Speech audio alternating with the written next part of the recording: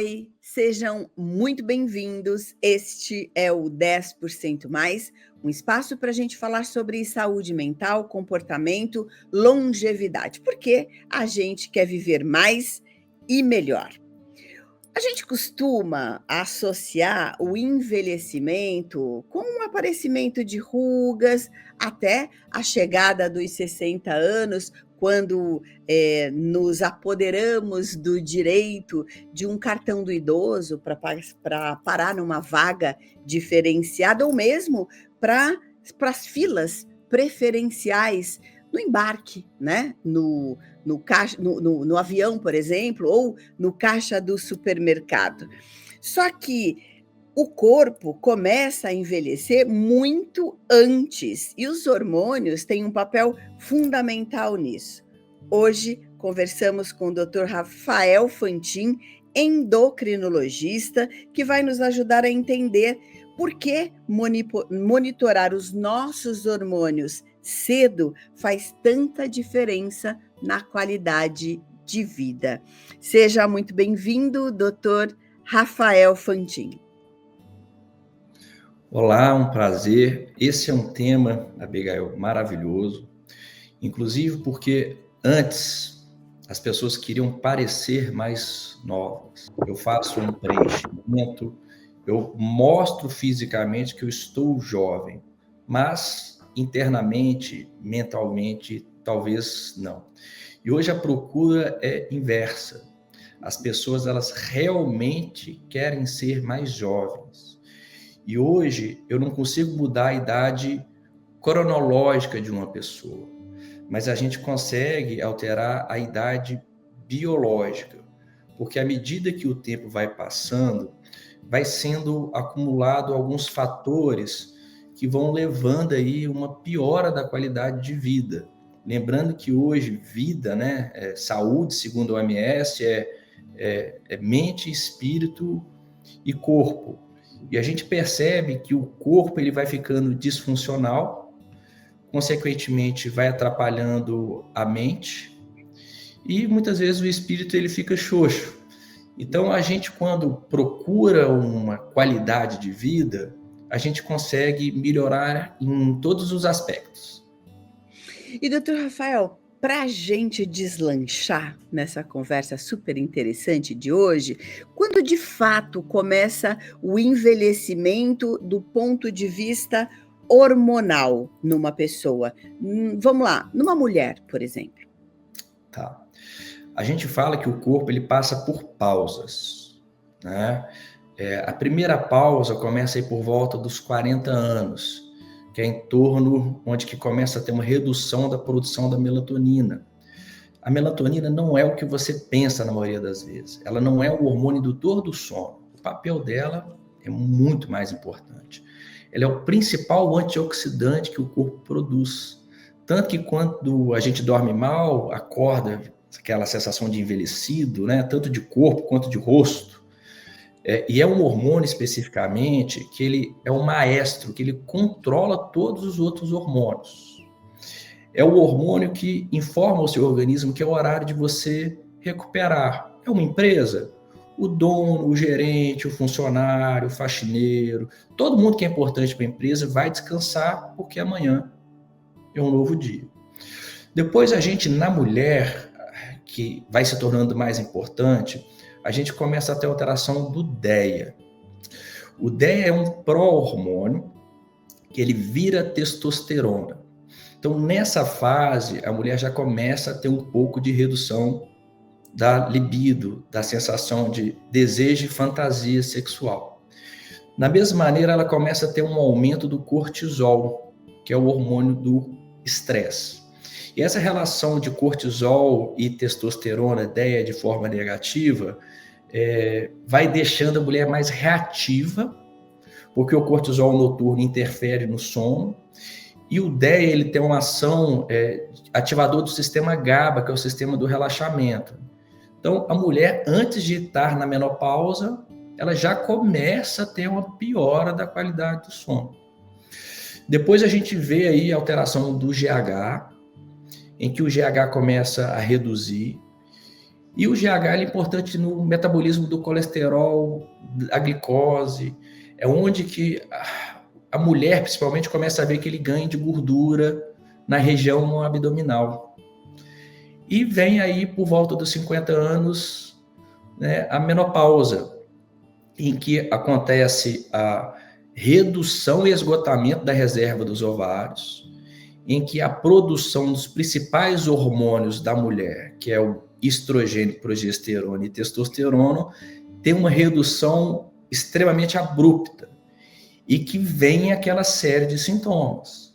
Então, essa perda ela é progressiva, mas a mulher vai sentir mesmo no período da perimenopausa, que é de 2 a 5 anos antes da última menstruação.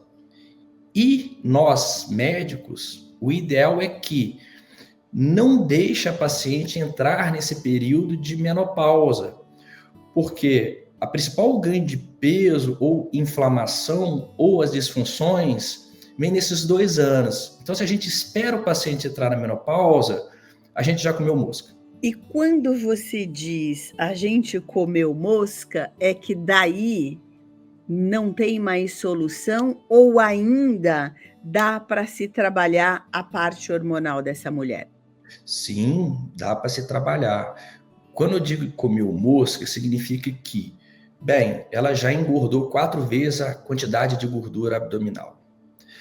Ela provavelmente está numa fase, hoje a mulher com 50 anos, que é a idade média da menopausa, tem filho pequeno, tem pais idosos, é casada, ela está no auge profissional.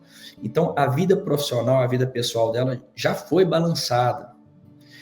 Então, o que eu quero é que ela passe por essa fase sem sentir sintomas que a incomodem, como se fosse uma leve onda do mar, não que seja um tsunami, né?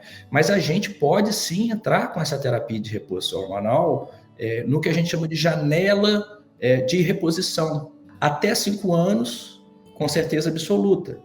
De 5 a 10 anos, depende do paciente. Após 10 anos, aí a gente tem que fazer uma avaliação mais profunda. Agora, no todo, hoje a gente percebe que a terapia de reposição hormonal bem feita, ela leva bem mais benefícios que os efeitos colaterais que vinham no passado com uma medicação que era usada por via oral, né?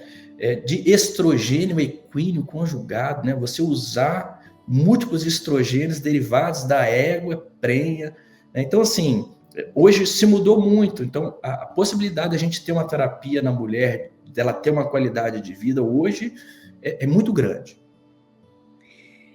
Doutor Rafael, por que ainda se associa o desequilíbrio hormonal apenas à menopausa ou à andropausa? Eu pergunto isso porque o senhor acabou de dizer, né, que a mulher aos 50 anos, além do auge na fase profissional, ela poderá ter filhos pequenos ainda, que dependem dela, mas ela tem esse cuidado, esse olhar com os pais que já envelheceram, a casa e o marido.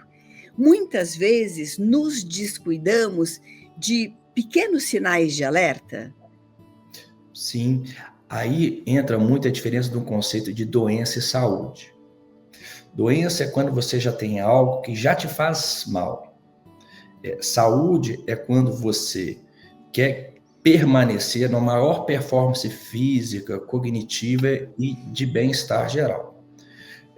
O ser humano, ele foi programado para quando o carro dele der 10 mil quilômetros, que ele leve na concessionária.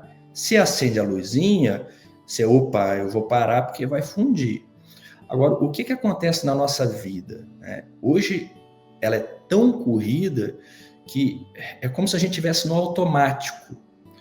Não para raciocinar o que está acontecendo com a gente, né? Hoje eu brinco com meus pacientes que eles têm medo do silêncio, no sentido que o corpo ele te dá manifestações físicas que tem algo errado, irritabilidade, pavio curto, desânimo, desmotivação, falta de energia, dor de cabeça, tensão no trapézio, coração, ele praticamente grita na sua cabeça. Agora, você tem que querer escutar, né? E a partir daí que entra um trabalho que é mais adequado. A gente, com pequenos sinais de redução do bem-estar, que a gente já consiga fazer esse equilíbrio. Também, nesse caso, entra o conceito de saúde. Porque eu pego o seu exame, Abigail, e eu não quero ver doença. Eu não quero dar um CID para a Abigail. Falar, olha, Abigail, você tem um diabetes. Porque eu sei que para ter essa alteração, na maioria dos casos, demora 20 anos. Né? Não quero virar, olha, o colesterol está alterando. Eu falo, Abigail, está chegando perto dos 50, na perimenopausa, essas alterações hormonais vão levar à alteração do colesterol. Então, a gente tem que ter um raciocínio de forma preventiva, na palavra real, não é um diagnóstico precoce. A gente já sabe o que vai acontecer. Então, se a gente já tem isso em mente, a gente já consegue fazer os tratamentos de acordo com as queixas e com a idade do paciente. Doutor Rafael, te ouvindo, eu fico com a impressão de que erroneamente, né? E aí eu vou falar por mim, que sempre tive uma vida muito ativa, 30, 40, 50 anos, em pensar que tudo o que acontecia comigo, e muitas pessoas vão se identificar, é por conta de que eu estou trabalhando mais, eu estou me empenhando mais, afinal, eu estou na minha melhor fase. E na minha melhor fase, esses sinais, eles não têm sinônimo de declínio para mim, declínio hormonal, né? Eles têm sinal de que eu posso estar trabalhando mais, meu sono está comprometido porque eu estou preocupada, né? A gente começa a buscar fatores externos e o que você está trazendo nessa conversa é um olhar para o interno. O que é que muitas vezes os meus hormônios estão me comunicando e eu não estou traduzindo na melhor linguagem, na linguagem de cuidado. Sim, a gente está falando do hormônio, mas também do metabolismo, da nutrição. O que eu tenho em mente hoje? Todo mundo precisa de um ambiente adequado de trabalho. Né? Então, você precisa de uma matéria-prima, você precisa de uma ferramenta, você precisa de um ambiente adequado para trabalhar, você precisa de uma ordem de trabalho. Então, se você tem deficiência de nutrientes, vitaminas, aminoácidos, muitas vezes você não faz um neurotransmissor. Né? Se você, por acaso, tem deficiências de algumas substâncias que vão levar às enzimas, você não tem ferramenta. Como é que você chega, Abigail, na sua mesa toda bagunçada e vai trabalhar? Você primeiro organiza a sua mesa. Né? Da mesma maneira, alguém que tem um secador de cabelo de 200 volts e quer ligar num 110, não vai funcionar. Então, o que acontece? O que a gente tem que entender a gente precisa sempre querer estar na melhor performance. E para isso, simplesmente o que você sente não basta. Porque a mulher, quando ela está na menopausa, ela tem uma queda muito abrupta. Então ela pensa assim, bem, tem uma coisa errada comigo. Agora, no caso do homem, ou das outras variações hormonais, ou inflamação, ou desnutrição, ela vai acontecendo de forma gradativa. Então, assim, olha, eu estou assim, mas eu sou assim. Isso é normal da minha idade, isso é normal do que eu estou dormindo. Mas o que a gente percebe? Quando a gente organiza a casa e possibilita que a célula comece a trabalhar com qualidade, você começa a voltar a funcionar na sua melhor performance, tanto de intelectual, quanto de sono, de bem-estar. E sim, a gente está na melhor fase da vida e a gente tem que permanecer na melhor fase da vida. A gente pode relacionar, doutor Rafael, o estresse crônico e a má qualidade de sono, a gente relaciona que essas duas combinações, elas antecipam esse desequilíbrio no nosso organismo? Com certeza absoluta. Tá? Eu gosto muito dessa parte de evolução do ser vivo como um todo, né? E o que a gente sabe? Que, apesar de hoje a gente viver num ambiente muito diferente, a nossa genética ela é de 95% a 99% semelhante a de 20 mil anos atrás. E naquela época, né, as pessoas, a tribo que morava nos ambientes mais afastados, mais remotos, de maior dificuldade de sobreviver, elas trabalhavam, que significa caçar, coletar, porque não tinha agricultura, cuidar da família e da tribo de 30 a 45 horas por semana. Isso equivale em média de 4 a 6 horas por dia.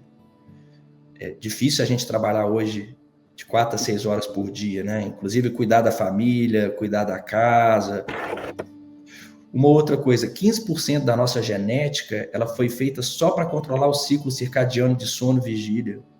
Né? Um sono de 20 a 24 horas, a gente fala que é um sono mais biológico. Ele recupera 4 vezes mais do que um sono que é de meia-noite às 6 horas da manhã. E o de 6 horas da manhã em diante, ele recupera muito pouco. É por isso que eu vi os meus avós indo dormir 8 horas da noite, e eles acordavam antes do galo cantar. E eu falava, gente, tem uma coisa errada. Mas eles acordavam aquela ânimo, aquela disposição. E o que você vê hoje? As pessoas elas dormem muitas vezes 8, 9 horas por dia, mas como dormem muito tarde e acordam muito tarde, não tem esse descanso. Então, o cérebro está trabalhando demais, o corpo está trabalhando demais, e você está recuperando pouco, você vai ter um estresse oxidativo celular, você vai produzir radical livre, e o radical livre vai lesionar a célula. Ele vai começar lesionando a membrana da célula. Só que o corpo ele tem um antioxidante e ele tenta recuperar. E é por isso que todo paciente tem que usar ômega 3, sabe, Abigail? Porque é a membrana da célula a primeira a ser lesionada, e a gente não consegue alimentar da natureza o tanto que a gente precisaria, porque o ser humano ele sempre viveu ou perto do rio ou perto do mar, então essa quantidade já vinha da natureza. Uma outra coisa é que em relação aí a como nós fomos criados, produzir radical livre em excesso vai interferir em como a célula produz. Se é numa célula do pâncreas, vai atrapalhar na liberação de insulina. Um diabetes. Se é na célula muscular, na resistência à insulina, que também leva ao diabetes, ou dores de cabeça, dores em trapézio. Se é no endotélio, no vaso sanguíneo, vai reduzir óxido nítrico, vai levar hipertensão. Então, hoje é certo. Eu posso falar que o estresse hoje talvez seja o tabagismo do século passado, né? E que com a pandemia teve uma piora muito grande, porque as pessoas elas estão mais estressadas. Em qual sentido? Eu não vejo, por exemplo, o home office como algo tão bom quanto a maioria das pessoas veem. Porque, apesar das pessoas acharem que são multitarefa, o nosso cérebro não funciona tão bem assim, né? E ele tem uma fadiga muito grande. E hoje a gente mexe muito com diversos aplicativos. E não é só ver um aplicativo, você faz uma inferência àquilo que você vê. E toda vez que você muda esse contexto, o cérebro ele gasta energia para bloquear algo que você está fazendo, para ativar algo que você vai fazer. Então, de repente, você vê uma blogueira de comida, uma reportagem de política, né? Uma mensagem do Rafael lá falando como você ter uma saúde melhor. Então, aquilo tudo vai levando a uma exaustão física, né? O que a gente chama hoje de uma exaustão tecnológica. Então, sim, eu acredito que dormir pouco e o acúmulo de estresse é o principal desencadeador dessa fadiga crônica que a gente vive hoje. Nesse caso, doutor Rafael, o corpo fala, ele manda sinais dessa fadiga crônica, desse sono que não está legal, ele emite sinais para que você tenha um cuidado maior. E que sinais são esses? Tá. Então, o corpo ele não foi feito para ter estresse crônico. Na natureza, estresse crônico é igual à morte. Ou você ficava deixando para trás, ou um animal te comia, ou acabava a água ou comida. Então, o corpo ele se submete a estresse agudo. Tá? No estresse crônico, o corpo se adapta produzindo cortisol. Esse cortisol, inicialmente, ele vai para o fígado e libera glicose para o cérebro. Tá? Mas já vira na musculatura e fala, ó, você não vai receber nada não. E leva uma resistência à insulina e fala para o tecido adiposo, ó, o que sobrar é seu, tá? Então, a primeira coisa a gente já vê que a pessoa tende a perder músculo e tende a ganhar gordura. E se você está vivendo um fator estressor, se você não der um jeito de esquecer ou amenizar aquele estresse, você não vive, você não sai da caverna, você não sai para caçar. Então, tem a redução de um neurotransmissor chamado acetilcolina que dá memória. Então, você começa a esquecer onde é que você deixou a chave do carro, o nome do fulano de tal. Além do mais, tem um outro neurotransmissor que é a serotonina, que te dá leveza e bem-estar. O que o corpo tem de fazer? Olha, você não pode ter leveza não, porque você está na situação de estresse. Tem alguém querendo te pegar, te matar, te comer. Então, você tem que ficar mais esperto, você tem que ficar mais reativo. Ninguém chega perto de um cão que está com medo e faz carinho, porque vai te morder. Então as pessoas ficam mais irritadas, pavio curto, né? E o corpo ele tende a falar, olha, se tem estresse eu vou ter que acelerar. Aí ânimo, disposição e foco e energia. Só que o sistema GABA, que é o que dá leveza e relaxamento, ele não consegue acompanhar. Aí a cabeça não para, aquela sensação, tenho que, preciso que, devo que... E constantemente, né, você como psicóloga, né, você deve ver aquelas informações que vêm e voltam, e que as pessoas não conseguem trabalhar, e muitas vezes elas se sentem até que são mais eficientes porque tem essa determinada ansiedade. Né?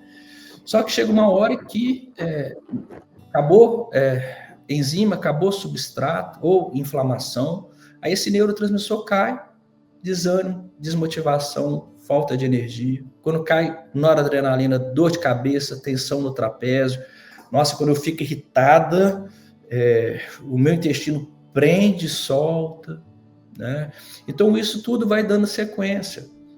Né? Chegando até um momento que eu preciso economizar energia. Estresse é falta de energia. Vou ficar gastando energia fazendo cabelo e unha? Jamais. O cabelo começa a cair, a unha fica quebradiça, e o corpo ele para de produzir enzima digestiva. Aí no final você fala, não estou entendendo, tudo que eu como eu passo mal, não consigo digerir nada direito. Aí é tão interessante que a gente vê que o corpo ele funciona de uma forma conectada, interligada. Então começa com o hormônio, vai para neurotransmissor, vai aí para a redução de enzimas digestivas, que vai interferir na função do intestino de absorção de nutrientes, aí tem aí a alteração da mitocôndria que gera energia. Isso tudo, olha, não tem cortisol que não dá energia, não tem dopamina que dá motivação. Mitocôndria não funciona direito, o libido vai embora. O libido vai embora. Então, olha o tanto de coisa que o corpo conversa com você. Agora, na maioria das pessoas entra aqui e sai por ali, né? Você tem que se entender. Eu vou te falar uma coisa. Se eu tivesse entrado no teu consultório agora, se tivesse falado tudo isso para mim, mas me bateu uma tristeza, porque você sabe que a gente sente as coisas, não dá muita bola, porque a vida vai pedindo isso, e quando você para ouvir, né, em determinados momentos, a tristeza é como fui negligente comigo, né? Sem saber de todos esses fatores que ligam, né? Porque o nosso organismo, quando diz uma máquina, a gente sempre fala, o nosso organismo é uma máquina. Tá, e como a máquina funciona? É a B, C, que liga a D, vai para E. Então, qualquer coisa que falte, né, nessa máquina, nessa engrenagem, sentiremos depois. E o que você falou aí, depois eu vou assistir de novo para anotar, né? Porque para mim fez total sentido. Agora, você sabe o que é interessante, Abigail? De tudo que eu te falei aí, o que é doença? Nada. Nada. São desequilíbrios, são disfunções. E foi por isso que eu fui seguindo essa área. Primeiro eu fiz 2 anos de clínica, 2 anos de endócrino, depois fiz metabologia do exercício do esporte, e eu tenho lá no meu currículo, endocrinologista e metabologista, e me dava a sensação de falar assim, cara, o que eu sei de metabologia, sabe? Aí na hora que você vai para essa área de cuidado integrado e ortomolecular, você começa a perceber assim, calma, o problema não é a doença, é o que faz para desenvolver a doença.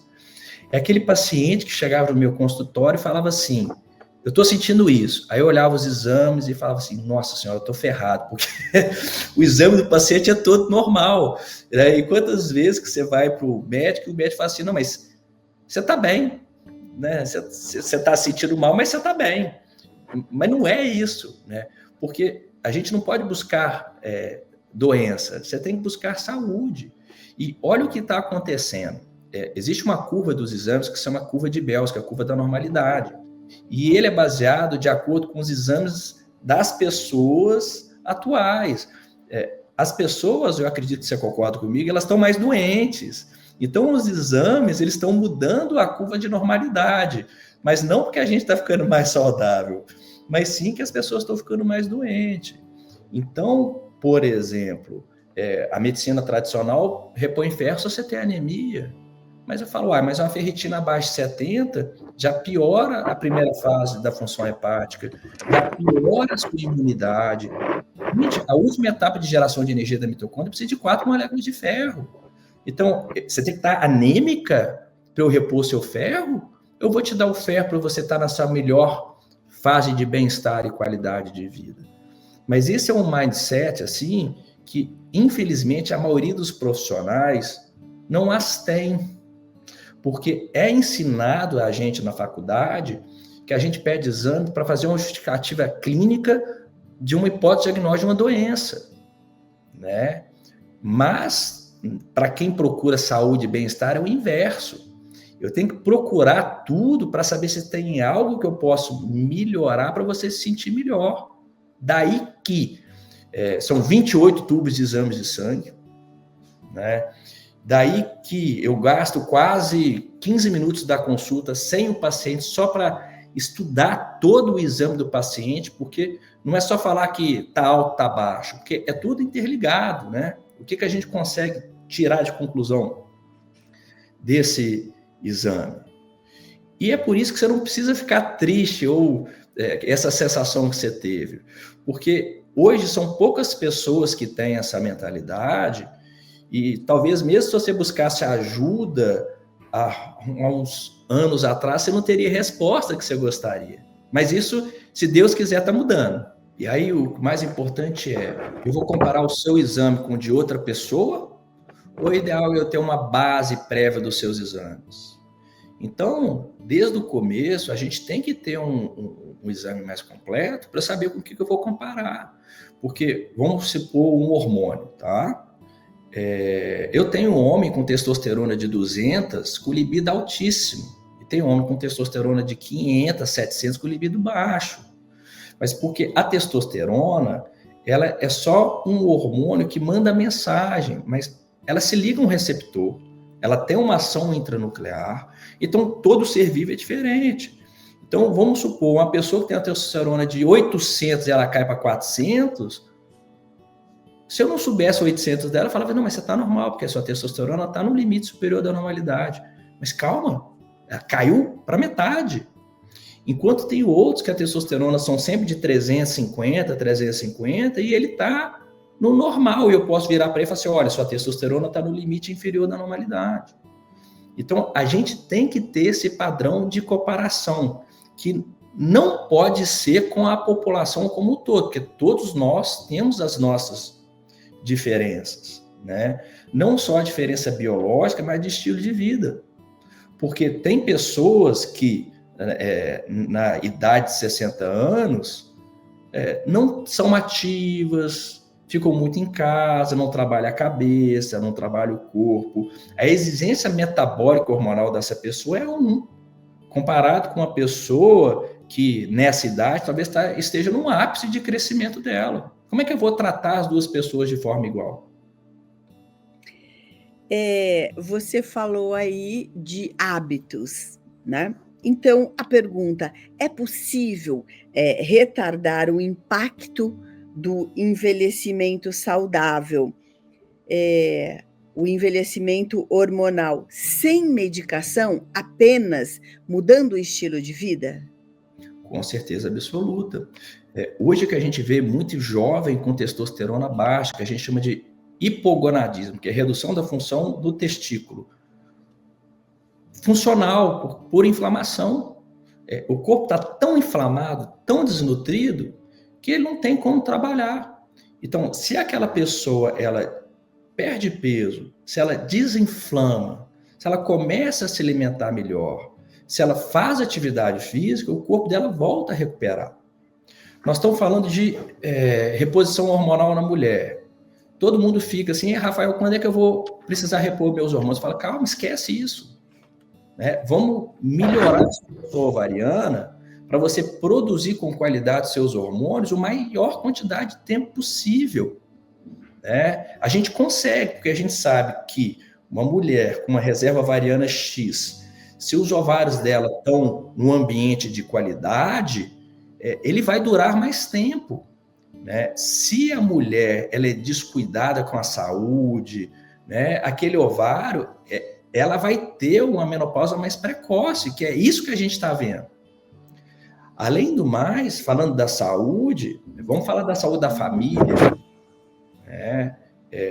Hoje a mulher ela quer engravidar muitas vezes, e sabemos que 1/6 das gestações hoje vão vir por FIV. Aí na cabeça da mulher é só a dificuldade de engravidar. Falo, olha, mas se você está tendo uma dificuldade de engravidar, é porque tem algo errado com o seu organismo, no sentido que você deveria ter uma facilidade maior. Como é que está a qualidade do seu embrião? Então, não é simplesmente vou fazer uma FIV. Não, vamos cuidar da saúde sistêmica, cuidando da saúde do ovário, para mesmo que você faça uma FIV, em vez de você ter 5 óvulos, a gente vai ter 20 óvulos, e que todos estejam em extrema qualidade, e que venha a nascer uma criança com uma saúde bem superior. Porque existe algo que chama epigenética, que é o meio ambiente influenciando a sua genética. Então, se, por exemplo, o espermatozoide do pai já vem inflamado ou deficiente, e o corpo da mãe já não está propício para receber, para maturar aquele embrião, vai acontecer o que a gente vê aí, um aumento de crianças com autismo, o aumento de crianças com hiperatividade e déficit de atenção. Então, esse cuidado ele tem que ser constante.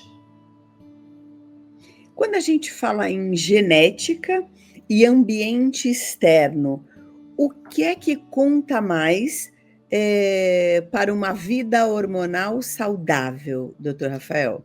A qualidade da genética ou a melhora no meu ambiente externo? O ambiente externo. Porque a gente enxerga pelos olhos, mas não pela ponta do dedo. A genética é a mesma. Mas o que acontece? Existe um mecanismo genético de metilação e outros que suprime aquele gene. Então, se você tem uma qualidade de vida e está equilibrado, os genes que deveriam estar silenciados, eles vão estar silenciados. Existe um exame que a gente dosa que chama homocisteína. Se essa homocisteína está alta, significa que vários genes que deveriam estar silenciados, eles estão falando. E talvez genes que deveriam estar expressando positivamente, eles estão calados. Então, se você cuida bem do seu ambiente, você controla a sua genética. E quando a gente fala de controle genético, a gente não fala só de uma doença específica. Hoje me gera um questionário assim, Rafael, devo fazer exames genéticos para doenças? Eu falo, não. Cuida da sua vida e abafa esses genes. Doutor Rafael, quando você tocou no assunto da reposição hormonal, e ainda hoje existem pessoas que falam da reposição hormonal entre cuidado e riscos. Onde está a sua opinião a respeito desse assunto? Abigail, você sabe por que a mulher entrou na menopausa? Não. Não. Só tem 3 seres vivos que têm menopausa. É a mulher e 2 classes de baleias. Nenhum dos outros seres vivos tem menopausa. O que aconteceu? Na história da evolução, o ser humano, né, ele para poder levantar, para ser bípede, a pelve da mulher teve que estreitar, consequentemente, ela morria mais no parto, o nascimento do bebê foi mais precoce, consequentemente, ela tinha que ficar mais tempo com a cria, tá? E isso demandava muito, então tinha dificuldade de caçar e coletar. Aconteceu que em uma tribo, uma avó, por uma mutação genética adaptatória, entrou na menopausa. Consequentemente, ela conseguiu não reproduzir mais, ajudar os filhos. Os maridos conseguiram sair para caçar ou coletar, aquela tribo evoluiu.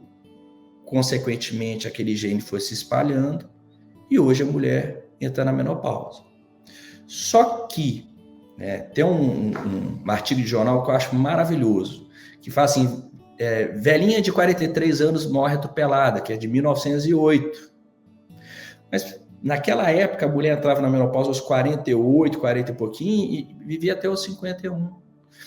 Então o meu conceito é, o que evolutivamente, biologicamente, a gente foi modificado para conseguir sobreviver, isso hoje, com essa evolução enorme que a gente teve hoje de sobrevida, isso ainda vale? A mulher entrar na menopausa hoje com 50 anos, tendo ela a metade da vida pela frente, é tão benéfica quanto foi na época dessa teoria da avó? Como a gente vê hoje, eu vejo hoje, a terapia de reposição hormonal, quando você soma todos os riscos e os benefícios eles são muito superiores, tá? A mortalidade por todas as causas. Numa terapia de reposição hormonal bem feita, ela reduz, né? Reduz um pouco o risco de demência quando prescrito com qualidade, osteoporose, osteopenia, redução de massa muscular, alteração de colesterol, alteração de glicose, câncer de intestino. Rafael, mas aumento de mama. Aumentava naquela época com aquele tipo de estrogênio, aquele tipo de progesterona. Os estudos hoje que estão surgindo já mostram que o estrogênio bioidêntico à progesterona em microdoses, né, micronizada, esse efeito já não é tão visto. Então, na hora que se associa tudo, é um efeito positivo, né? Mas o paciente sempre me pergunta, então não tem risco? Eu falo, olha, você atravessar a rua olhando para os dois lados, não vindo carro nenhum, inicialmente não tem risco, mas pode cair um piano em cima de você. Então eu brinco, olha, você tem que abraçar o tratamento como um todo. Ele tem os pós, eles têm um contra. Você entende quais são os prós e quais são os contras? Hoje o sintoma que você tem da menopausa, se eu te fizer uma terapia de reposição hormonal, ele vai passar, sua vida vai mudar. Agora, você vai ficar preocupado com isso ou com um problema que pode vir a ter no futuro? Então, essa pergunta ela é muito respondida com base na crença do médico e na crença do que o paciente quer para ele. Não, Rafael, olha, eu, como mulher, eu me relaciono, quero ter meu libido, eu estou numa fase em que eu trabalho igual a doida ainda e quero crescer profissionalmente, pessoalmente, né? Agora que eu quero viajar ao mundo, eu vou ter essa redução dos meus hormônios para eu ficar mais quietinha, desanimada, desmotivada. Tem gente que quer, a maioria não quer. Por isso que tem que ter essa conversa aberta entre o profissional e a paciente. Para você que está acompanhando a nossa conversa, o Dr. Rafael Fantin está nos dizendo que envelhecer é inevitável, mas adoecer não é preciso. Se você está gostando dessa conversa, por favor, compartilhe, se inscreva, deixa a sua mensagem, que eu tenho certeza que o que a gente está falando aqui vai servir para tantas outras pessoas. Doutor Rafael, a nossa conversa vai chegando ao fim e eu gostaria que você deixasse aqui uma dica, uma reflexão 10% mais a respeito do que a gente falou ou do que a gente não trouxe, mas que, na sua opinião, é fundamental.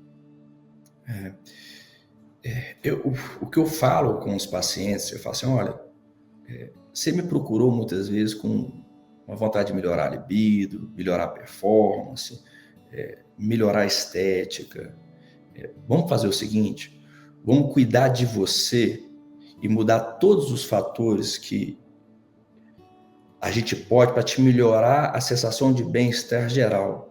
Vamos procurar em te melhorar a sua felicidade, porque fazendo isso a gente controla o terreno biológico e todos os outros fatores que a gente quer trabalhar a gente consegue. Então, assim, é uma frase até meio repetitiva e até meio comum, mas a gente tem que procurar ser feliz mesmo, sabe? Se você sabe que você está dormindo mal, tenta dormir mais. Que está trabalhando demais, tenta reduzir o excesso de trabalho. Todo mundo sabe a importância da atividade física, então você não faz por causa de quê? Então, é sempre organização e planejamento. Você vai conseguir o seu objetivo. Dr. Rafael Fantin, muito obrigada por sua participação aqui hoje no 10%, mais obrigado por sua generosidade e por tantas explicações que trazem vida, que mostram a nossa saúde e como é importante cuidar da nossa saúde. Muito obrigada. Prazer é meu. Espero que sigam as dicas, né, Abigail? Tanta coisa legal. Muita coisa legal. Eu tenho certeza que você que acompanhou essa conversa, se interessou, vai sair daqui com um interesse maior em se cuidar. Porque quando a gente busca saber quem nós somos, a gente não está atrás de doença, a gente está atrás de saúde. Muito obrigada a você que esteve aqui com a gente. Muito obrigada de novo, Dr. Rafael. Até uma próxima. Beijos. Até lá. Até.